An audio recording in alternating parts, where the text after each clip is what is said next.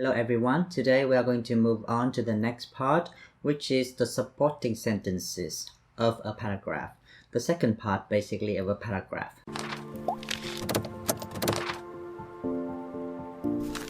Remember last time we have already tried to cover the first part of a paragraph, which is the topic sentence.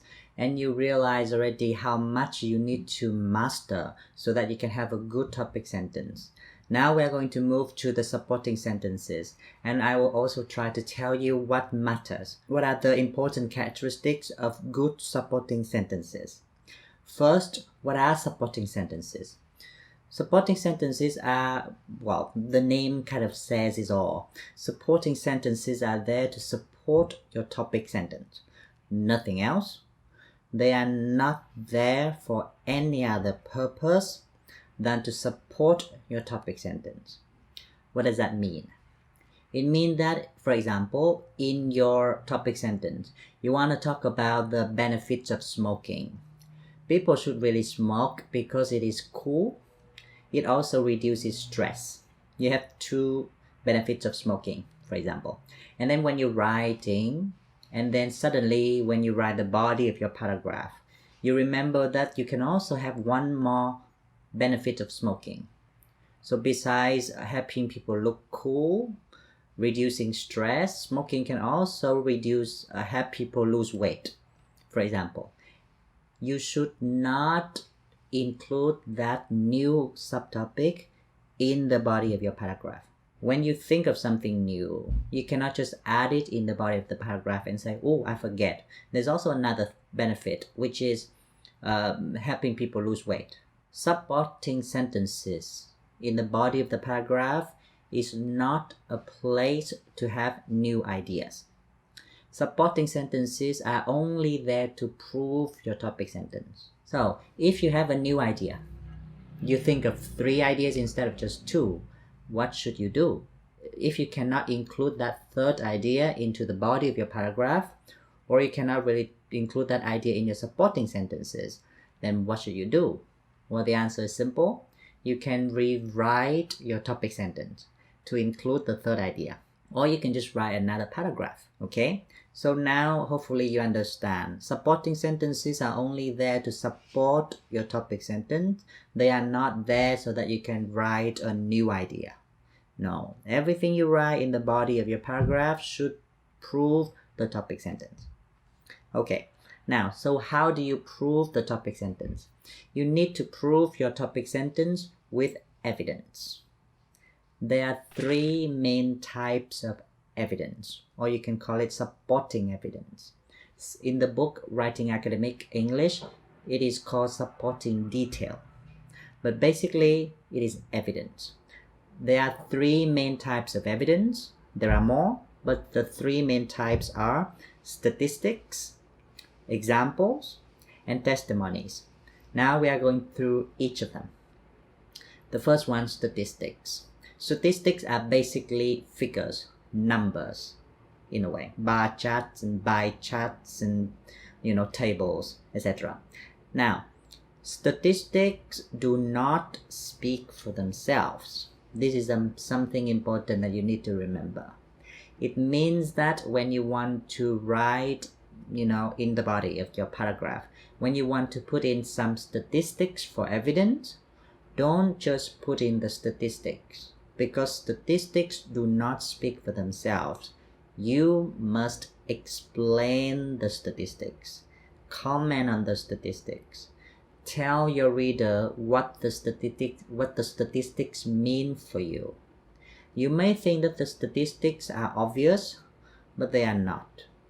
Even if you think that the statistics are obvious, explain them anyway, to show your reader that you understand the statistics, and you understand the statistics the same way they do. Because most of the time, the readers may not understand the statistics, or they may understand them, but differently from the way you understand your own statistics. Be very careful. I'll give you an example soon. And also, the third thing to remember about statistics, or any other type of evidence at all, is that you must explain your statistics with logic and reasoning. try to be honest. Don't try to mislead your readers in your interpretation. I'm going to explain this now with an example. Let's take a look at this example. I have an idea to prove. I have a subtopic to prove. Vietnamese economy is getting better. And I have statistics as evidence. As statistics show, the number of luxury cars sold increased by 400% over the past year in Vietnam, from 2 cars to 10 cars. Okay, so here I have a subtopic. I have one supporting sentence to prove that subtopic. I prove that economy in Vietnam is actually getting better because the number of luxury cars sold increased by 400%, from 2 to 10 cars. Now, what's wrong with this kind of statistics? First, you may want to ask yourself, is it logical to use the sales of luxury cars to represent economic patterns in Vietnam? It means that luxury cars are not something that everybody buys. So the increase of luxury cars doesn't really mean much for economy of Vietnam in general. It is not something that is representative of Vietnamese economy, for example. So you have to be careful. It's just like you cannot take the statistics of Hanoi Amsterdam students and say that, well, Vietnamese students are all very good at English because Hanoi Amsterdam students are good at English in general, so Vietnamese students are good at English. No, because Hanoi Amsterdam students are not representative of students in Vietnam in general. So you have to be careful. This is a way of misleading people when you use statistics that are not representative. The second one is also misleading. You should also ask this kind of question. From 2 cars to 10 cars? Well, technically, it also means you increase by 400%. But is it misleading when you say 400% instead of 2 to 10 cars? Now, 400% sounds a lot for economy. But if you just sold 2 cars and this year you sold 10 cars, that number is too small to mean anything. So we have to be careful. You see here, statistics do not speak for themselves. You need to give it an angle. You need to give it some of your opinion to prove anything. The statistics just tell you that last year, 2 cars sold. This year, 10 cars sold. It doesn't say anything. You have to say, well, it means that the economy is getting better. But people can also look at the same statistics and explain them otherwise. They can also say, well, the economy is not getting better. Last year you sold 2 cars, this year you sold 10, but 10 is just too small a number in a country where the population is like 90 million people, for example. So 10 cars, the number is too small. The economy is not getting better. It's barely getting better. You see? So in here, as you can see, with the same set of statistics, people can understand it in 2 different ways.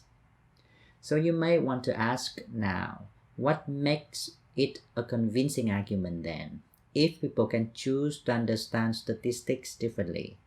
Well, you need to apply logic, common sense, reasoning, so that the way you understand the statistics tend to be agreeable to people. For example, from 10 cars to 2 cars, and you say that the economy is getting better, it sounds a little bit too good to be true. It sounds a little bit misleading.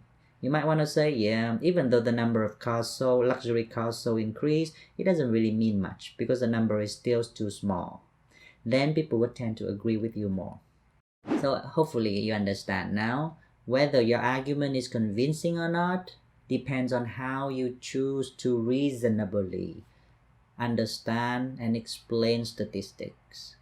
Just because you put statistics there in your own paragraph doesn't make it a good paragraph. You must explain it and explain it with logic.